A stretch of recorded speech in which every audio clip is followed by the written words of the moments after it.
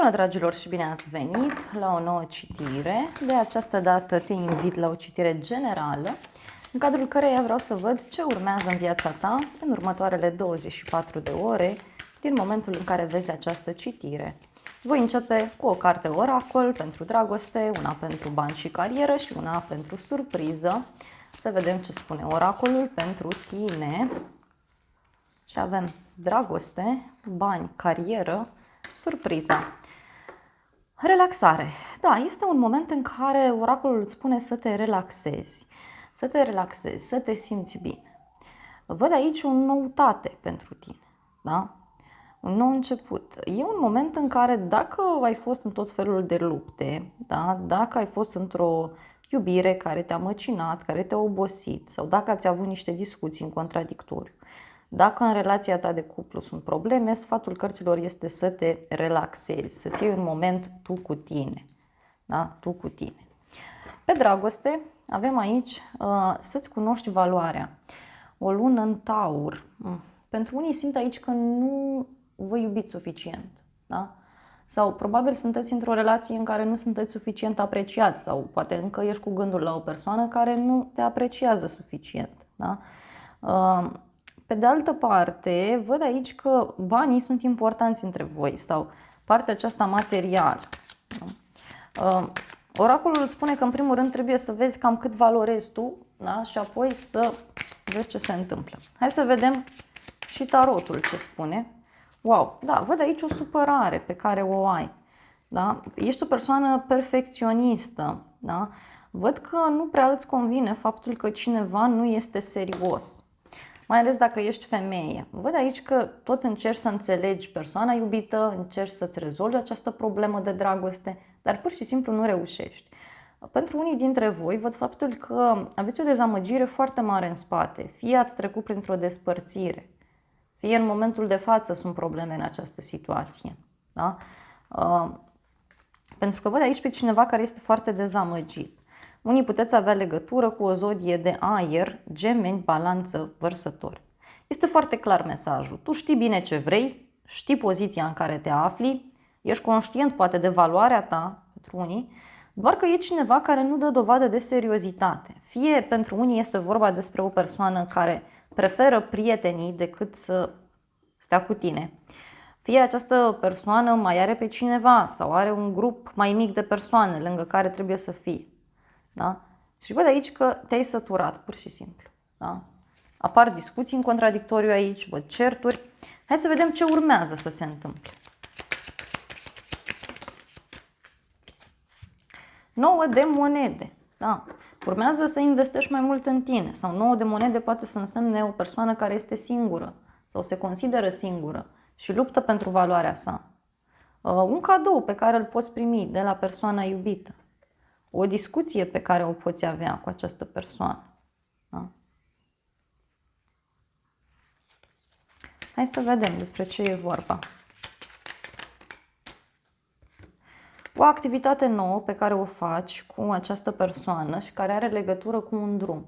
Fie persoana asta vine către tine, fie tu te pregătești să te vezi cu acest om, dar dacă ești o persoană singură, poate să apară cineva în urma unui drum pe care îl faci. Da?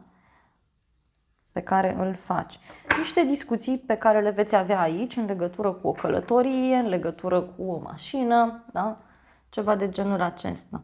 Dar totuși văd aici că în urma acestui drum sau în urma acestei discuții, tu pur și simplu îți vei recăpăta încrederea, fie în tine, fie în această persoană. Da? Hai să mai vedem puțin și niște cărți suplimentare, ce cu drumul ăsta. Wow. Este ca și cum cineva sacrifică ceva anume. Da? Un drum, da? O schimbare care vine la pachet și cu o suferință. Da?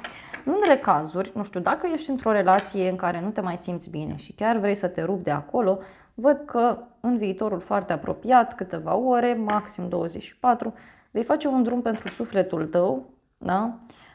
Și văd aici că vei dori să te bucuri de viață, pur și simplu. Da? O petrecere și e ceva legat fie de o femeie pentru unii, o discuție aici pe care o poți avea cu o femeie, da? O discuție care te ajută să-ți clarifici povestea. Și uite, totuși niște vești pe care persoana asta ți le dă de undeva de la drum sau vești legate de o călătorie, de o schimbare.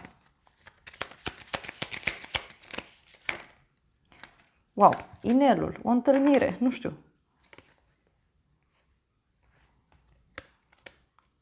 Voi aici veți afla niște chestiuni foarte interesante în urma acestui drum, da? Dar totuși văd și o decizie importantă, că cineva parcă e pasionat mult prea mult de ceva anume. Da?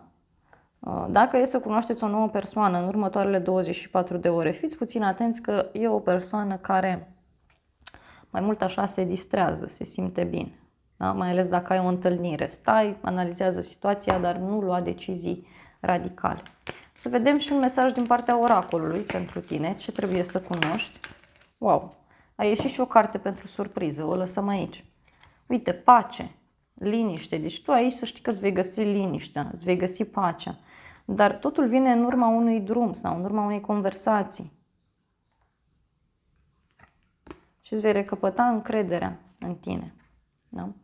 Hai să vedem acum pe bani sau pe carieră, despre ce e vorba. Se pare că tu ai o pasiune aici pentru care vrei să investești sau pentru care lucrezi. De asemenea, văd că ești o persoană care se mișcă foarte rapid atunci când vine vorba de muncă, de diferite activități pe care le faci și văd și un nou proiect care ți se poate propune. Văd faptul că ești foarte stabil din punct de vedere financiar sau cel puțin încerci pe cât posibil să ajungi la acest stadiu. O persoană posibil dintr-o zodie de aer, Gemeni, Balanță, Vărsător, sau poate pentru unii este vorba despre un domeniu legat de învățământ, legat de zona tehnologiei, legat de un domeniu din acesta care nu are treabă cu realitatea. Cineva aici își face planuri cu tine. Da? Cineva planifică ceva anume. Cineva dorește să te cunoască mai bine. De ce nu? Poate ți se propune ceva sau poate ți s-a propus ceva, ți-ai făcut aici niște strategii, niște planuri. Da? Poate te-ai sfătuit cu o persoană. Dar uite, eu văd aici niște discuții în contradictoriu, văd un conflict care poate să apară, da? La muncă, într-un grup de oameni din care faci parte, într-o instituție. Da? Conflictul ăsta nu știu dacă are legătură cu tine în mod direct, însă văd că tu nu te vei implica. Da? Nu te vei implica. Uite, poate e ceva legat de zona sănătății sau e ceva legat de o persoană într-o zodie de apă, rac, scorpion sau pești. Se iau niște decizii aici pentru tine care te vor sensibiliza, este adevărat. Uite, e ceva legat de o adunare, de o ședință, un grup de oameni, ceva aici se întâmplă. Da? Dar uite, până la urmă apare soarele. Da? Totuși văd că vei avea de luat o decizie din acest punct de vedere. Da? O decizie care ține de un sacrificiu, o legătură cu zodia pești. Hai să vedem acum și o carte oracol. Deci lucrurile aici sunt bune, se iau niște decizii, uite, care te vor ajuta să fii mai sigur, mai stabil. Și uite, te vei simți eliberat, da, în urma acestei decizii. Să vedem surpriza pentru tine. Surpriza este că cineva renunță la control. Da? Cineva renunță la control. Și să vedem și oracolul ce spune. Wow, magie! Dragi tauri, ca prin magie, fie voi renunțați să mai controlați pe cineva, fie cineva pur și simplu renunță la control. Veți rămâne surprinși de niște vești pe care le aflați legate de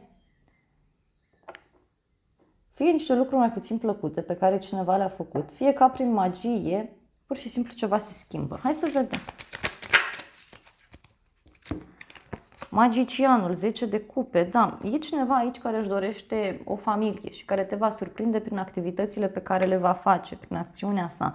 Poate chiar o surpriză care are legătură cu o persoană din familia ta, pentru unii dintre voi. Da? Surpriza este, uite aici, că tu vei renunța la dorința aceasta fie de a avea o relație stabilă, fericită, fie este vorba despre cineva care va avea parte de o schimbare. Este ca și cum îi se pregătește ceva acestei persoane. Soarele, dar uite, eu văd o bucurie foarte mare pentru tine. Deci ca prin magie, în momentul în care tu te vei opri să mai deții control asupra unei situații, atunci lucrurile se rezolvă. Pentru că, uite, eu văd o bucurie mare de la drum sau cineva care vine foarte bucuros către tine.